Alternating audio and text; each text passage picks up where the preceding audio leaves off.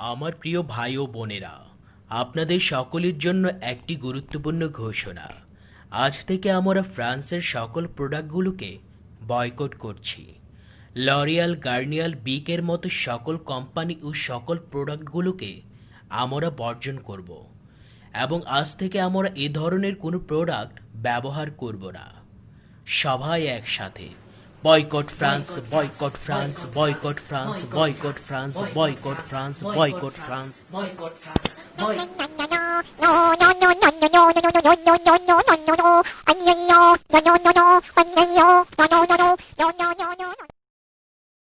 Hello, আচ্ছা হন, মানছি কিন্তু এই গার্নিয়ার, লরিয়াল, পিকনিক ছাড়া তেমন আর কোনো কোম্পানির নাম শুনে নাই।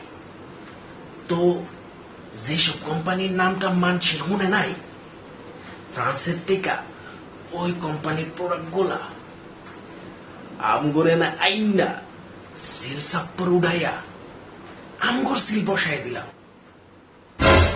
আরে নাম একটা দিলেই হইল।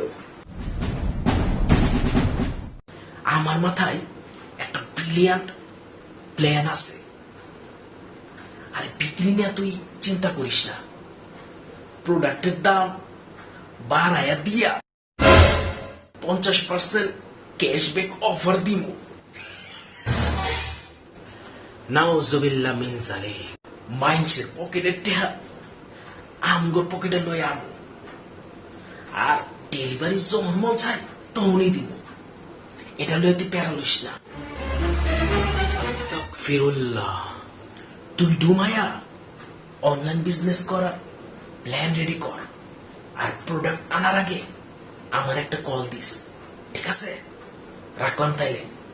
আর শোন শোন, এই কথাগুলা কিন্তু আর কেউর লগে শেয়ার করিস না।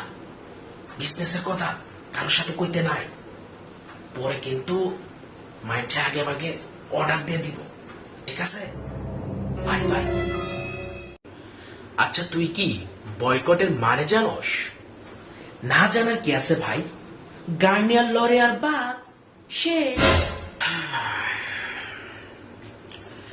আচ্ছা, তুই যে বাইরে থেকে প্রোডাক্ট আইনা নিজের সিল সাপ্পার মারবি, এই বিষয়টা তো আমি বুঝলাম না।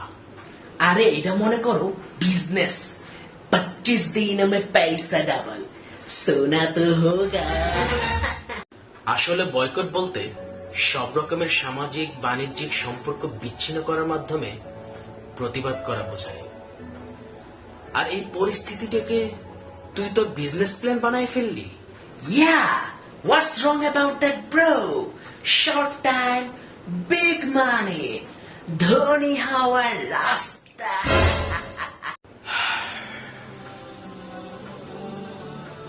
তুই তো একজন মুসলিম, তাই না? Of course, ভাই। Do you think I am a kafir, bro? তাইলে তুই এটা কেমনে ভাবতে পারলি? কম্পিটিশনের যুগ ভাই, চলতে তো হবে। আজকে আমি না করলে কালকে অন্য কেউ করে ফেলবে, পরে তো আমি বাটে পড়ে যাব। কম্পিটিশন। আর আমি চিপাই পড়ে গেলে তো পিছায়া যাবো ভাই। তোর এটাও মনে রাখা উচিত, সকল রিজিকের মালিক মহান আল্লাহ তাআলা। তোর মৃত্যুর আগ পর্যন্ত যতটুকু রিজিক তোর তকদিরে আছে তুই ততটুকুই পাবি। আর যে জিনিসটা তুই হালাল ভাবে উপার্জন করতে পারতি, সে জিনিসটা উপার্জন করার জন্য তুই হারাম পথ বেছে নিলি। দেখ, আজকে আমাদের মহানবী হযরত মুহাম্মদ সাল্লাল্লাহু আলাইহি সাল্লামকে ব্যঙ্গ করতেছে, অপমান করতেছে, আর আমরা মুসলিম জাতি ঐক্যবদ্ধ হয়ে আন্দোলনটা করতে পারছি না বলেও কত রকমের কথা উঠছে। ঠিক কইছো ভাই। খালি একটা বার ভাইবা দেখ, এই বয়কটের আন্দোলনটা যে যেখানে আছে সেখান থেকে যতটুকু পারে ততটুকুই করা উচিত। অথচ এটা নিয়ে কত রকমের কন্ট্রোভার্সিটি অ্যাড হইতেছে। কিন্তু ভাই, এসব প্রোডাক্টের কি হবে? আমরা পৃথিবীতে বসবাসের সময় কিছু না কিছু অল্টারনেটিভ বের করে নিয়েছি, তো এটারও অল্টারনেটিভ থাকবে।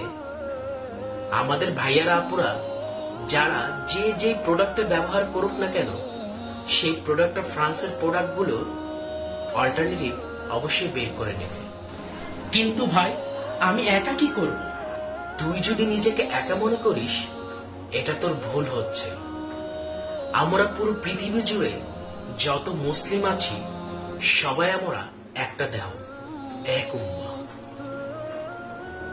আজকে যদি তুই নিজের জায়গা থেকে একা কোনো অ্যাকশন নেস, আর সেটা যদি কেউ একজন ফলো করে আগ্রহ দেখায়, তবে সেটা 1,00,000 মানুষের আগ্রহের সমতুল্য। হ, ঠিক কইছো ভাই। কঠিন একটা সময়ের মধ্য দিয়ে আমরা পার হচ্ছি। এখনই সময় আমাদের সকল মুসলিম জাতির এক হওয়া, রুখে দাঁড়ানো। শোন, যা প্ল্যান করেছি সব বাদ, সবকিছু ভুলে যা। পরিশ্রম করব, পরিশ্রম করে হালাল উপার্জন করব। যতটুকু পাবো ততটুকুতেই শুকরিয়া আদায় করব। বাই, রাখছি। আমি তো বয়কট করলাম ভাই, কিন্তু মনের মধ্যে একটা প্রশ্ন রয়ে গেল। আপনারা বয়কট করছেন তো?